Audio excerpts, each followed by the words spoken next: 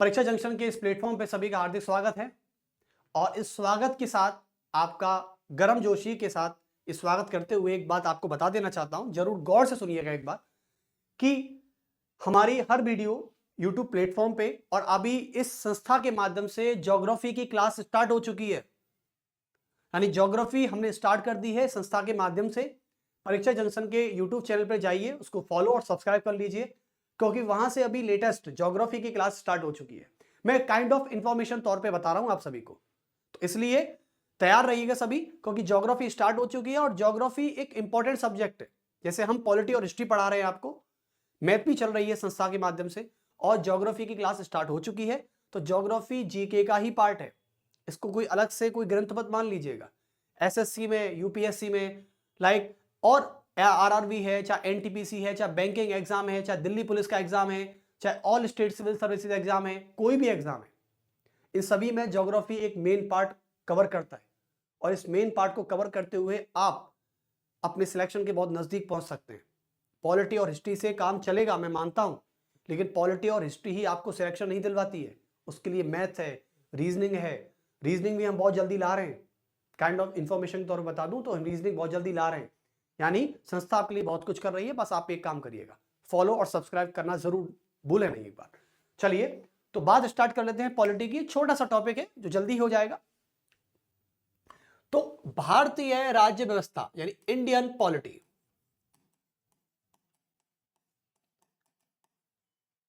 Indian polity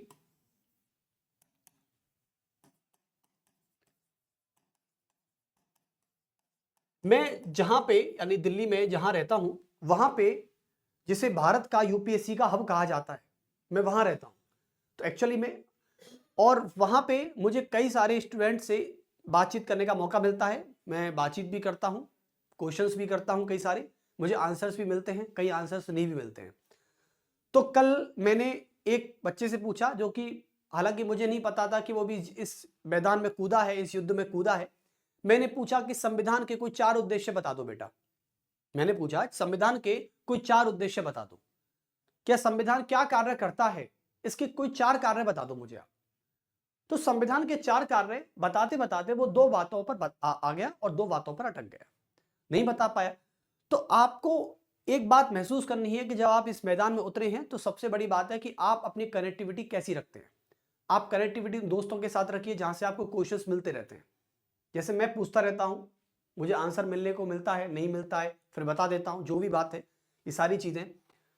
तो Indian polity में हम चल रहे थे संघीय ढांचे की तरफ और संघीय प्रणाली को मैंने लगभग पूरा करा दिया था। बस एक छोटा सा टॉपिक रह गया था कि भारत के संविधान निर्माता, कई सारे संविधान सभा में संविधान निर्माता बैठे हुए थे और भी कई सारे विचारक हुए, कई सारे फिलोसफर हुए जो हमारी भारतीय संविधान की संघीय प्रणाली की आलोचना करते हैं। और आप सभी को पता है कि आप चाहे व्यक्ति ले लो, ये तो फिर भी एक ग्रंथ है, फिर भी एक दस्तावेज है, लीगल डॉक्यूमेंट है। ये खूबसूरत भी है तो इसकी आलोचना करने वाले भी हजार पैदा हुए। लेकिन एक बात निश्चित है कि चाहे व्यक्ति को ले लो, व्यक्ति चाहे कितना ही अच्छा क्यों ना हो, उसमें बुराई करने वाले 4 लोग मिल ही जाते हैं, उनको आप नहीं रोक सकते। और समाज क्या कहता है मुझे फर्क नहीं पड़ता, ये आजकल डायलॉग बहुत चल रहा है, ठीक है। तो इसलिए समाज में 4 लोग क्या कहते हैं, क्या आलोचना कैसी है, इन सारों के बारे में याद रखना कि व्यक्ति तभी आगे बढ़ता है जब उसकी तारीफें और उसकी आलोचना एक साथ आगे चलती है। तो इसलिए आज हम संघीय प्रणाली की आलोचना करने वाले हैं। जिन व्यक्तियों ने इसकी आलोचना की है वो कौन थे, उन्होंने क्या कहकर इसको संबोधित किया, तो इसके बारे में हम चर्चा करने वाले हैं। चलिए, तो ये फैक्चुअल है, ज्यादा कॉन्सेप्चुअल ऐसा कुछ नहीं है इसमें। तो लिखेंगे, टॉपिक का नाम है चैप्टर में, और चैप्टर था संघीय प्रणाली। चैप्टर था आपका संघीय प्रणाली और संघीय प्रणाली में टॉपिक का नाम है कि भारतीय संविधान सभा की संघीय प्रणाली की आलोचना। भारतीय संविधान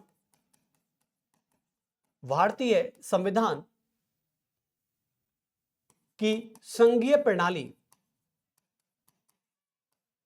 संघीय प्रणाली की आलोचना, इसको इंग्लिश में बोलते हैं the criticism of federal system in this Indian constitution. तो भारतीय संविधान की संघीय प्रणाली की आलोचना। देखो, एक बात है, पहली आलोचना के बारे में बात करें तो पहली आलोचना कुछ इस प्रकार है। आप सभी को पता है कि हमारे भारत के संविधान में संघीय प्रणाली का ढांचा एक्सेप्ट किया गया है, और हमारे भारत का संविधान संघीय ढांचा ही नहीं बल्कि एकात्मक ढांचा भी का प्रावधान भी करता है। यानी हमारे संविधान में दो ढांचे, दो सिस्टम काम कर रहे हैं जो एक साथ काम कर रहे हैं। एक है संघीय ढांचा यानी फेडरल स्ट्रक्चर, और एक है यूनिफॉर्मेशन स्ट्रक्चर। तो जो यूनिफाइड आपका स्ट्रक्चर है वो आपातकालीन स्थितियों से निपटने के लिए काम में लिया जाता है, जैसे कि इमरजेंसी पावर है, राज्यपाल की नियुक्ति है, और आपका ये लचीला संविधान है। ये सारी एकात्मक प्रणाली है, और भारत के संविधान में एकात्मक प्रणाली के साथ साथ संघीय ढांचा भी डाला गया है। तो कुछ संविधान निर्माता, संविधान सभा में बैठे हुए कुछ लोग ये कहते हैं, कुछ विचारक ये कहते हैं कि संविधान सभा जब भारतीय संविधान को संघीय ढांचे में बदल रही थी तो इसको एकात्मक में ले जाने की जरूरत क्या थी, इसको कंप्लीटली संघीय ढांचे में क्यों नहीं डाला गया, इसको दो रूप क्यों दिए गए। ये क्वेश्चन है संविधान सभा में बैठे हुए उन आलोचकों का जो संविधान सभा की संघीय प्रणाली की आलोचना करते हैं। वो कहते हैं कि भारतीय संविधान को दो ढांचों में डाइवर्ट क्यों किया गया, आप इसका आंसर दीजिए। तो अब इस पे क्या आंसर बन सकता है कि भाई भारतीय संविधान को दो ढांचों में क्यों डाला गया। तो इसलिए कई विचारक इसको अल्प संघीय संविधान बोलते हैं। क्या बोलते हैं? अल्प संघीय संविधान। कि भाई ये अमेरिका की तरह, स्विट्जरलैंड की तरह, ऑस्ट्रेलिया के संविधान की तरह हमारा भारत का संविधान पूर्ण संघीय नहीं है, इसलिए आलोचना के तौर पर इसको क्रिटिसाइज करते हुए हम इसे अल्प संघीय संविधान कहते हैं। ये बात मैं नहीं, ये बात आलोचक कह रहे हैं। तो चलिए, पहली आलोचना क्या मिली कि भारत का संविधान, पहला है कि भारत का संविधान पूर्णतः संघीय नहीं है। या लिख सकते हैं कि भारत का संविधान अमेरिका,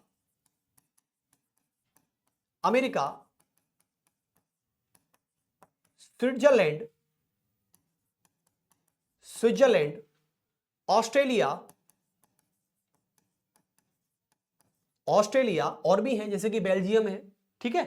तो अमेरिका, स्विट्जरलैंड, ऑस्ट्रेलिया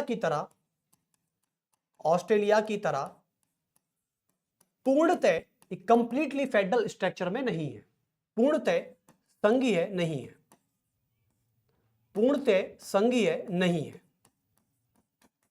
ये पूर्णतः संघीय नहीं है क्योंकि भारतीय संविधान में, भारत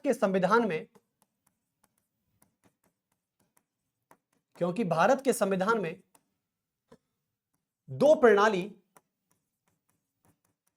प्रणाली एक साथ कार्य करती है।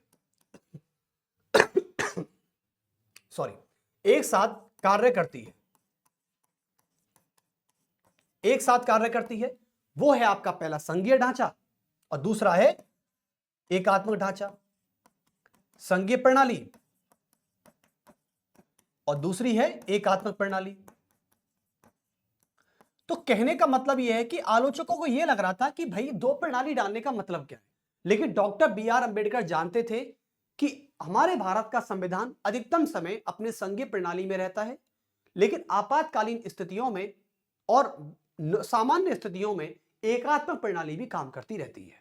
यानी हमारे भारत का संविधान एकमात्र विश्व का देश का ऐसा संविधान है जिसमें दोनों प्रणाली अपना एक साथ कार्य करती रहती है। ठीक है, चलिए, तो ये बहुत अनोखा संविधान है जिसको अद्वितीय संविधान भी कहा गया है भारत का। चलिए, तो दो प्रणाली एक साथ काम कर रही हैं, अर्थात इसका अर्थ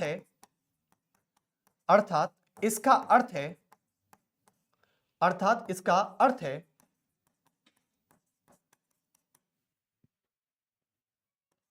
यानी आलोचकों के अनुसार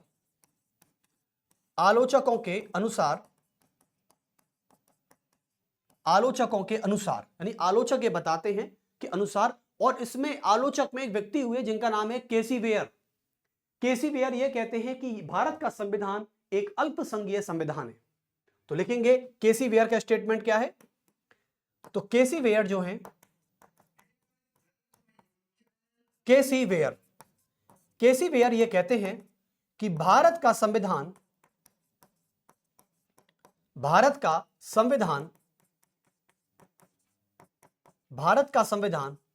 एक अल्पसंघीय संविधान है, एक अल्पसंघीय संविधान है, अल्पसंघीय संविधान है। यानी ऊपर वाली व्याख्या है और नीचे वाला स्टेटमेंट है। आपको लगे कि सर अल्पसंघीय संविधान का मतलब क्या होता है, तो यह याद रखना बच्चों कि ऊपर इसका स्टेटमेंट यानी इसकी व्याख्या पूरी ऊपर दे रखी है और नीचे इसका स्टेटमेंट दे रखा है। तो ऊपर है इसकी व्याख्या, क्या है, व्याख्या, एक्सप्लेनेशन। तो बहुत अच्छे, यानी कुल मिलाके हम यहां पर ये कह सकते हैं कि केसी वेयर का मानना ठीक था या नहीं था ये हमें नहीं पता, लेकिन डॉक्टर B.R. अम्बेडकर, जिनको मैं बहुत मानता हूं और मानना भी चाहिए, आज हमारे संविधान को बने 75 साल पूरे हो चुके हैं, संविधान को लागू 75 साल हो चुके हैं लागू हुए। उस 75 सालों के बाद आज हमारी भारत की संसद में, भारत के लोकतंत्र के मंदिर में, उस 75 सालों के बाद आज सरकार संविधान की व्याख्या कर रही है, संविधान की चर्चा कर रही है। सॉरी, व्याख्या करने का अधिकार तो नहीं है खैर, लेकिन संसद, आज हमारी भारतीय संसद संविधान के 75 वर्ष की उपलक्ष्य में, उसकी उपलब्धि में आज उसके कारनामे को बता रही है कि हमारे संविधान ने क्या किया है और संविधान ने क्या नहीं किया है। ये सारी चीजें आज सरकार बता रही है। कल आपने अमित शाह का स्पीच देखा होगा राज्यसभा में, हमारे भारत के केंद्रीय मंत्री अमित शाह जी ने, जो कि बीजेपी सरकार से आते हैं, उन्होंने खुद संविधान के बारे में चर्चा की और पिछली सरकार, 70 सालों की सरकार और अपनी सरकार में उन्होंने तुलना भी की। खैर वो पॉलिटिक्स का हिस्सा है कि पिछली सरकार को उन्होंने काउंटर किया और अपनी सरकार को अच्छा बताया। देखो, हर सरकार की पॉलिसी होती है कि वो अपने को अच्छा ही बताता है, लेकिन ये आपको तय करना है कि उन्होंने क्या बोला, कि वो सही है या गलत है।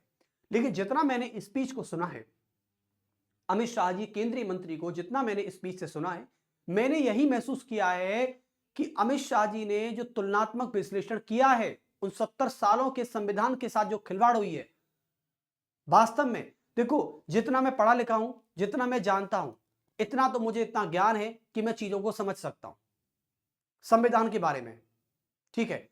और जितना मैंने पढ़ा है उतना मैं ये तो जानता हूं कि आपको अधिकार है, आपको मौलिक अधिकार है 19(1)(a) में कि आप भारत के नागरिक हैं, तो भारत का यह मौलिक अधिकार है कि आप अपनी अभिव्यक्ति को बोलकर, लिखकर और संकेत के माध्यम से अभिव्यक्त कर सकते हैं।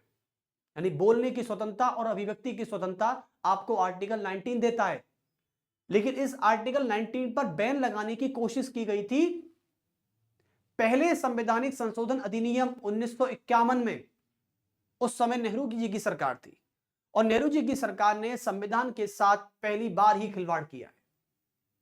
मैं ये नहीं कह रहा कि नेहरू प्रधानमंत्री अच्छे नहीं थे, बुरे नहीं थे, मैं ऐसा कुछ नहीं कहना चाहता।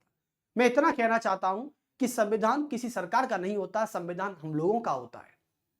और जब संविधान हमारा है तो उसके खिलाफ किसी को भी खिलवाड़ करने की हिम्मत नहीं है और ना ही कोई गुंजाइश है।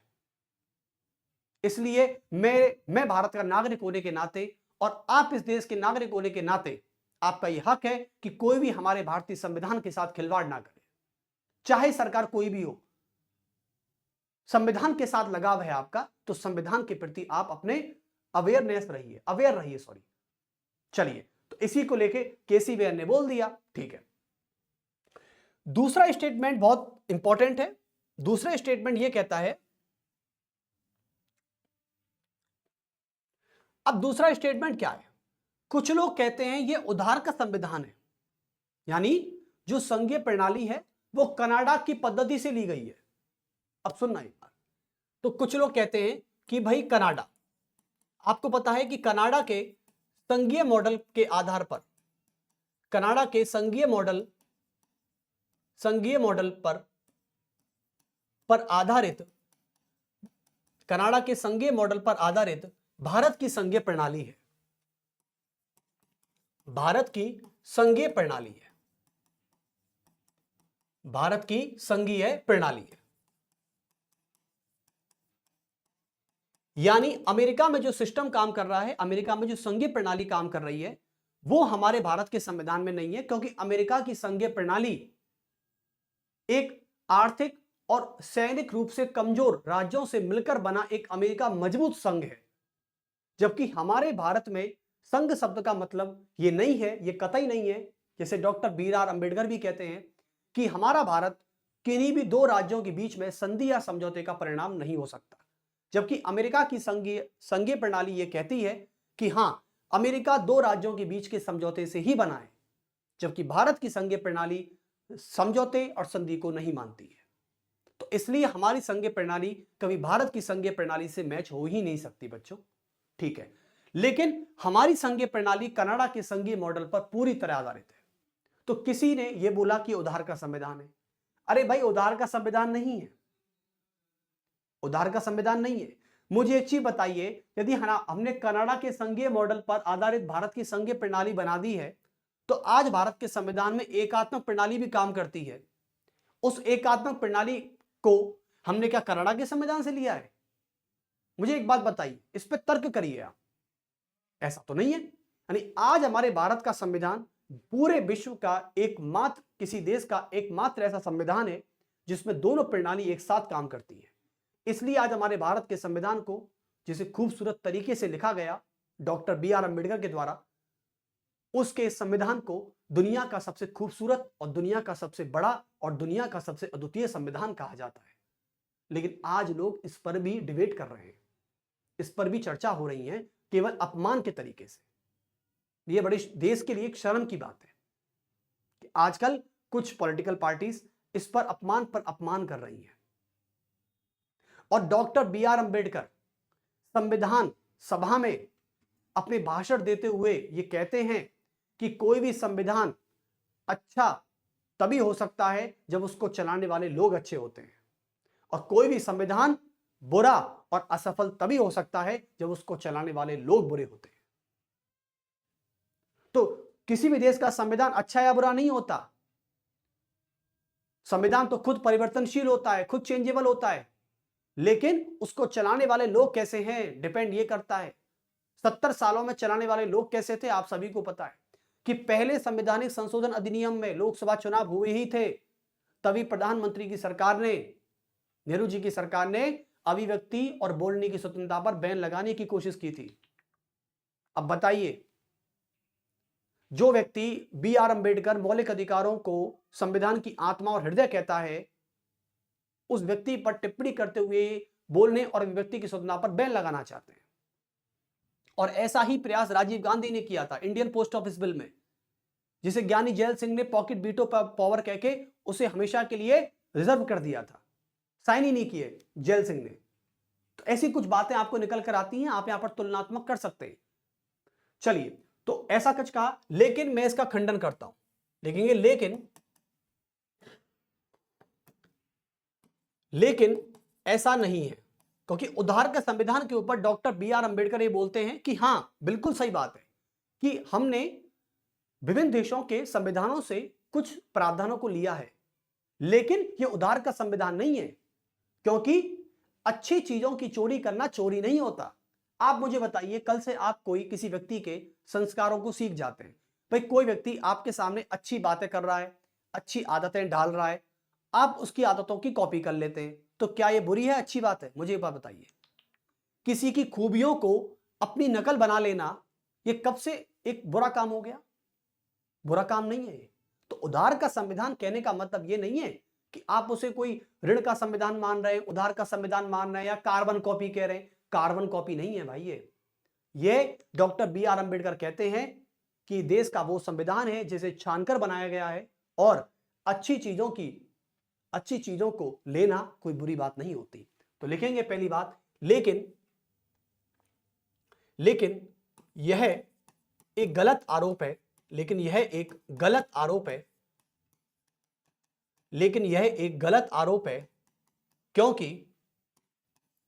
क्योंकि यह एक गलत आरोप है, क्योंकि भारत का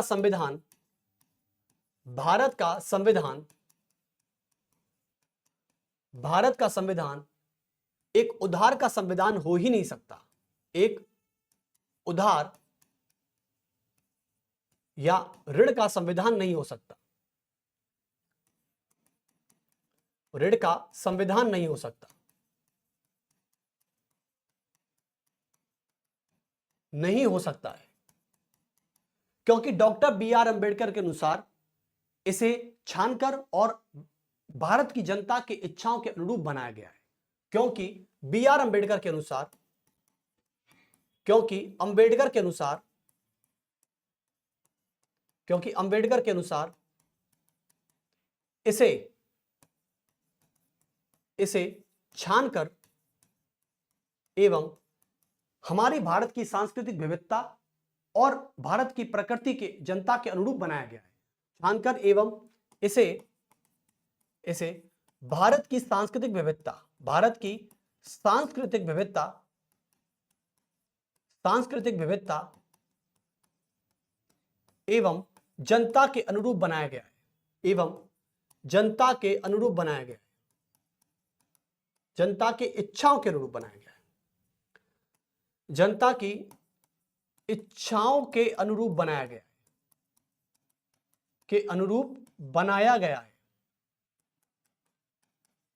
बनाया गया है। तो यह बात है जो आपको बताना चाहता हूं मैं। बहुत बढ़िया।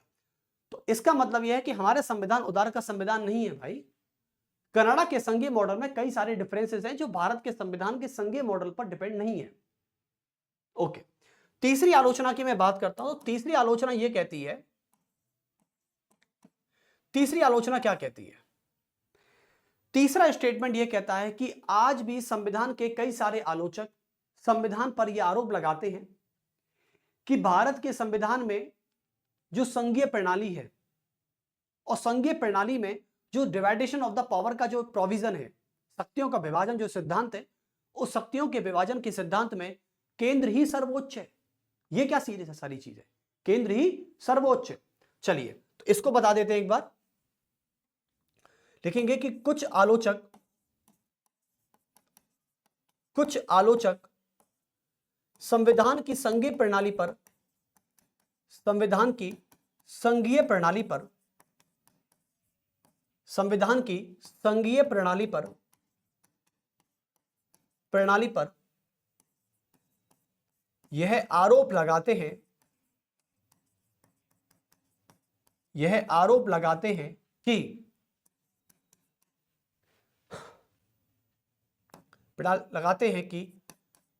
वित्तीय मामलों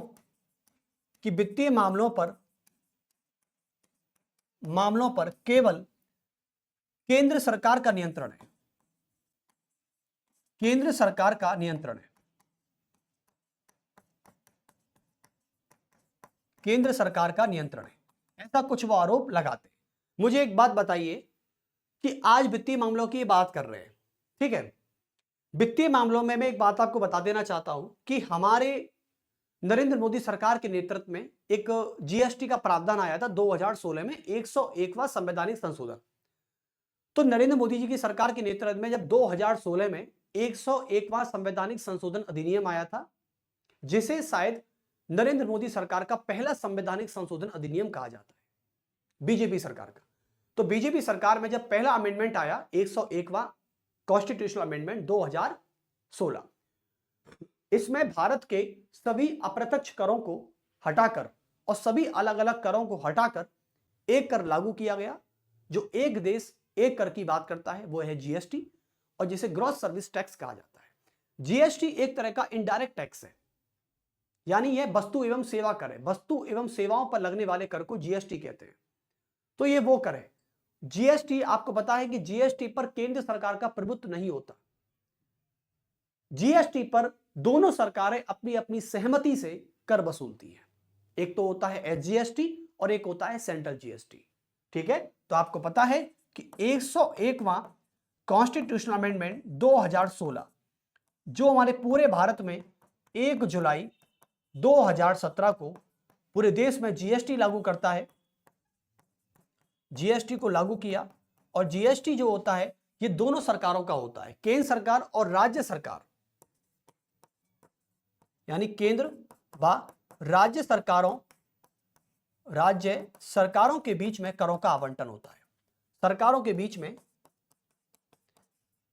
टैक्स एलोकेशन के बीच में करों का आवंटन होता है।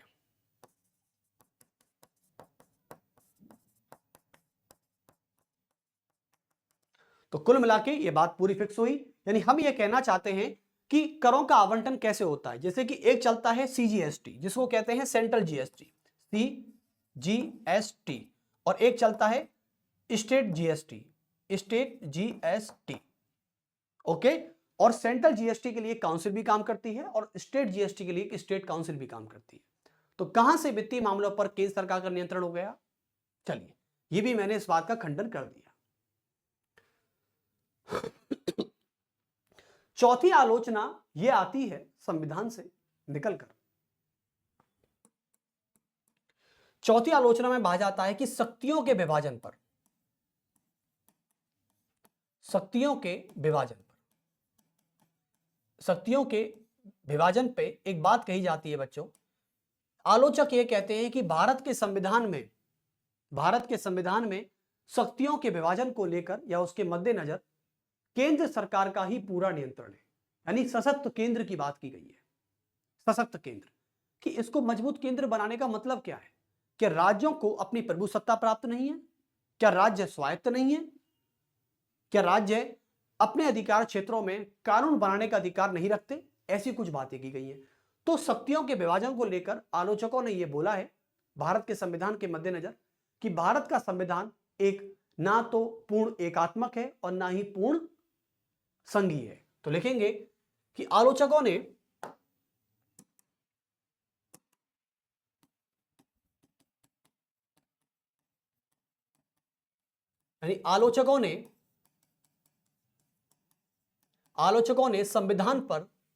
संविधान पर यह आरोप लगाते कहा है, संविधान पर आरोप लगाते हुए ये कहा है, आरोप लगाते हुए यह कहा है, आरोप लगाते हुए कहा है कि भारत का संविधान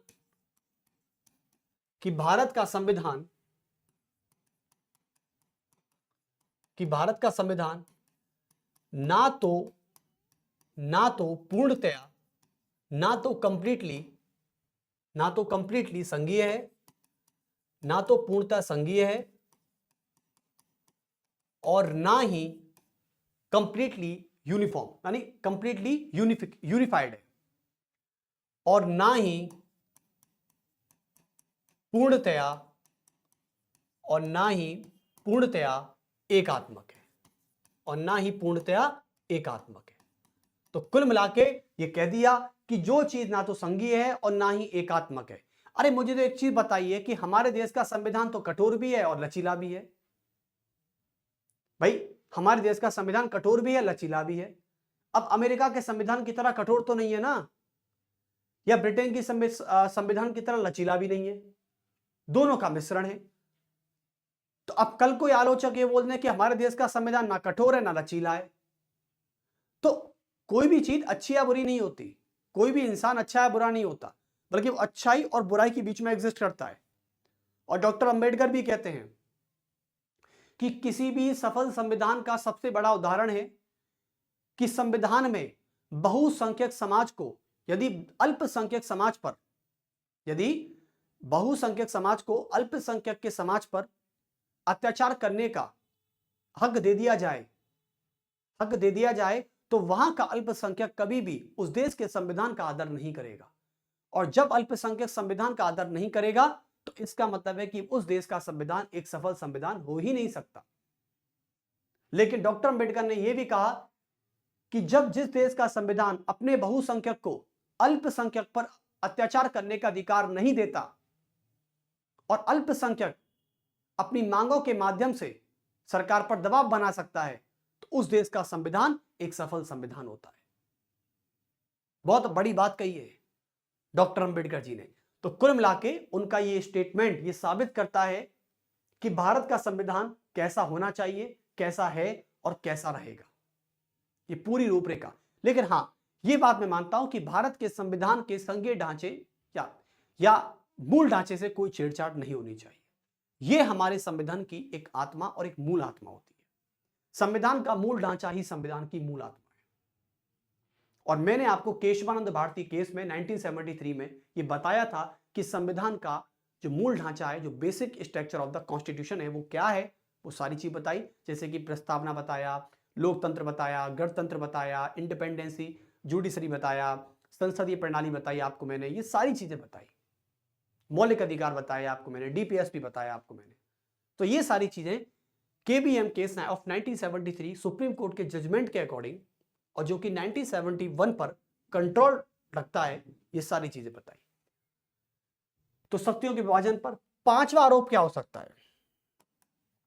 ये पांचवा जो आरोप है, ये क्या कहता है उसके बारे में, यानी हमारे शक्तियों के विभाजन पर तो कंप्लीट हो गया। नेक्स्ट आरोप में यह कहा गया कि हमारे भारत के संविधान में राष्ट्रपति को राज्यों के मामले में अधिक नियंत्रण है। राष्ट्रपति को केंद्र के बजाय राज्यों के मामलों पर अधिक नियंत्रण है। अरे एक चीज बताइए कि भारत का राष्ट्रपति तो संघीय कार्यपालिका का नाम मात्र का अध्यक्ष होता है, लेकिन भारत का राष्ट्रपति तो भारत के साथ साथ हमारे राज्यों का भी प्रतिनिधित्व करता है। और मजबूत केंद्र इसलिए बनाया जाता है ताकि कभी भारत को तोड़ा ना जा सके। आज यदि मैं राज्यों को यह स्वायत्ता दे दूं, यदि मैं आज राज्यों को यह फ्रीडम दे दूं कि वह अपना कानून कैसा भी कोई भी प्रकार का बना ले, तो कल को पता चला राजस्थान पाकिस्तान में चला जाएगा। राजस्थान बोलेगा कि हम एक बिल पारित कर रहे हैं और जो ये बिल ये कहता है कि हम भारत से अलग होना चाहते हैं, तो भारत से अलग होने के लिए हम पाकिस्तान जाना चाहते हैं। बात खत्म। बना दिया, भारत सरकार चुपचाप बैठी बैठी देखती रही। अच्छा, राजस्थान चला गया पाकिस्तान में, ठीक है, जाने दो। तो इसलिए राज्य को पूर्णतः स्वायत्ता नहीं दी जा सकती। आप भी समझिए इस बात को, वरना राज्यों को स्वायत्ता दे दोगे। आप घर में बात करते हैं, किस फैमिली की बात करें, फैमिली में आपको पता है कि आप जितनी भी शक्तियां होती हैं, जितनी भी पावर होती हैं फैसले लेने की, वो आपके पापा के हाथ में होती है, पिताजी के हाथ में होती है। ठीक है, तो फादर क्या करता है, उस शक्तियों को अपने पास रखता है। वो क्या क्या सारी शक्तियों को बांट देता है क्या, कि ले बेटा ये शक्ति, ले बेटी ये शक्ति, जाओ मौज करो। ऐसे तो बेटा और बेटी तो फिर हो गए, जा रहे हैं, कब जा रहे हैं, कब आ रहे हैं, पढ़ाई चल रही नहीं चल रही कोई पता नहीं, पैसे बर्बाद हो रहे हैं, होने दो। नहीं, लेकिन अंतिम शक्ति आपके घर के मुखिया के पास ही होती है। आपका घर का मुखिया जैसे आपके पिताजी, तो भारत का मुखिया राष्ट्रपति। इसलिए भारत को मजबूत बनाने के लिए, और जो कि राष्ट्रपति पूरे राज्य का प्रतिनिधित्व करता है, भारत में जो कि राज्य भी आते हैं, तो इसका मतलब है कि भारत को मजबूत बनाने के लिए राष्ट्रपति का राज्यों पर अधिक नियंत्रण बनाया गया है। तो लिख सकते हैं आप इस बात को कि राष्ट्रपति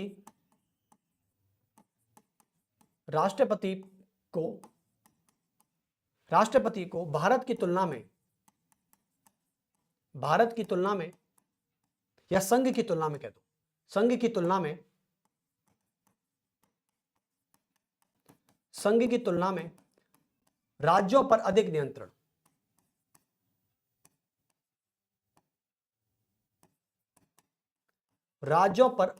है। चौथा आरोप यह लगाया गया। अब इसका निष्कर्ष मैं आपको दे चुका था। आप सभी को पता है कि भारत का राष्ट्रपति संघ की कार्यपालिका तथा राज्यों का प्रतिनिधित्व करता है। तो लिख देंगे आप इसमें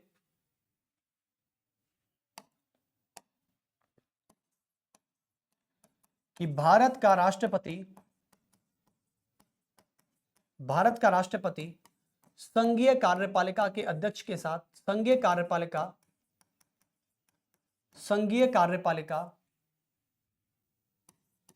के अध्यक्ष के साथ राज्यों का भी प्रतिनिधित्व करता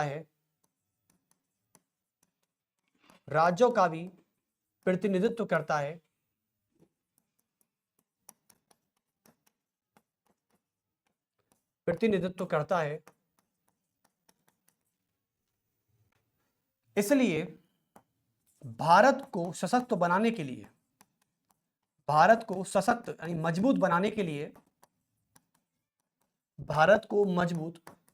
के लिए, भारत को मजबूत बनाने के लिए राष्ट्रपति का राज्यों पर अधिक नियंत्रण बनाया गया है। भारत को मजबूत बनाने के लिए राष्ट्रपति का राज्यों पर अधिक नियंत्रण बनाया गया है। अधिक नियंत्रण बनाया गया है। चलिए, तो इस प्रकार से हाँ, राज्यों का प्रभु सत्ता है। राज्यों की प्रभु सत्ता इन द सेंस राज्य सूची में आने वाले किसी भी विषय पर कानून बना सकते हैं, यह राज्यों का अधिकार है। और देखो, आपको बता दूं, सरकार अच्छी है तो वो किसी भी प्रकार से राज्यों में हस्तक्षेप नहीं करती है, ठीक है। और जैसे कि आपको पता है कि इंदिरा गांधी के समय यार राज्य सरकारों को 49 बार बर्खास्त किया गया था ना। क्या वो हस्तक्षेप नहीं था? तब तो किसी ने नहीं बोला कि संघीय प्रणाली पर खतरा आ रहा है। तो यही बात है, सोचने समझने की बात है। इंदिरा गांधी ने 49 बार राज्यों की सरकारों के बहुमत होते हुए भी राज्य सरकारों को बर्खास्त कर दिया था, जैसे आंध्र प्रदेश, जम्मू कश्मीर, केरल, ये बात थी। तब किसी ने संघीय प्रणाली पर प्रश्न नहीं उठाए थे। लेकिन खैर कोई नहीं, सरकारें सत्ता किसके हाथों में डिपेंड ये करता है, तो उस संविधान को वैसा ही देखा जाता है फिर। चलिए, और संविधान में संशोधन का अर्थ ये कतई नहीं होता कि संविधान में तानाशाही हो रही है या सरकार तानाशाही कर रही है, क्योंकि संविधान बना ही संशोधन के लिए। और संविधान में ये आर्टिकल है 368 जो संविधान को संशोधन की परिवर्तन करने का अधिकार देता है, उसको शक्ति देता है। चलिए, तो ये चैप्टर आपका फिनिश हुआ और इस चैप्टर के फिनिश होने के बाद बहुत ही चैन और सुकून की एक सांस आई है, क्योंकि ये चैप्टर बहुत इंपॉर्टेंट था आने वाले 2 चैप्टर्स के लिए। अब कल हम जो भी यानी अगले पार्ट में जो भी हम चैप्टर करेंगे वो इससे ही रिलेटेड होगा, यानी हम संघीय प्रणाली पर बात करेंगे। संघीय प्रणाली का मतलब होता है केंद्र व राज्यों के बीच में शक्तियों का बंटवारा। यानी केंद्र भी इस्तेमाल करता है, उसको राज्य भी इस्तेमाल करता है। तो कल से यानी नेक्स्ट पार्ट से हम जो भी अब लेक्चर लेंगे वो संघीय प्रणाली पर आधारित 2 या 3 चैप्टर की बात करेंगे। तो कल हमारा जो नेक्स्ट पार्ट होगा वो होगा संघीय प्रणाली की तरफ केंद्र राज्य संबंधों का बंटवारा। उसमें हम प्रशासनिक, वित्तीय मामले, राजनीतिक मामले जितने भी हैं सारे, पॉलिटिकल मैटर हो, चाहे फाइनेंशियल हो, चाहे एडमिनिस्ट्रेटिव मैटर हो, कोई भी मैटर होता है उस पर बात करेंगे। ठीक है, तो यहां तक बहुत अच्छा लगा आप सभी के साथ। और एक बार देख लीजिए पेजों को, हमने आज इतने ही कराए। ये आलोचना है, आलोचना तो कितनी भी कर लो यार कमी पड़ जाती है। किसी की बुराई करने के लिए कहते ना कि कोई भी व्यक्ति हो चाहे कोई भी किताब हो, ठीक है, यानी अपने मामले में सब जज और दूसरे के मामले में वकील होते हैं, ये बात तो फिक्स है। सॉरी, दूसरों के मामले में जज और अपने मामले में वकील हर कोई होता है। तो किसी की आलोचना आप कितनी भी कर लो, खूबी कम नजर आती है, बुराई ज्यादा नजर आती है। तो इसलिए मैं अपने संविधान की आलोचना नहीं करना चाहता, क्योंकि मेरा संविधान बहुत खूबसूरत है और मैं संविधान का पूर्णतः आदर करता हूं, ठीक है। लेकिन ये मुख्य लोग थे, मुख्य व्यक्ति, इनके बारे में मैंने कुछ बताया और यहाँ पे पॉइंट्स लिखे, ठीक है। चलिए, तो फिर मिलते हैं आपसे जल्द ही अगले पार्ट में और एक नए चैप्टर के साथ। और चैप्टर आप तक पहुंच जाएगा, डोंट वरी। चैप्टर का नाम क्या होगा?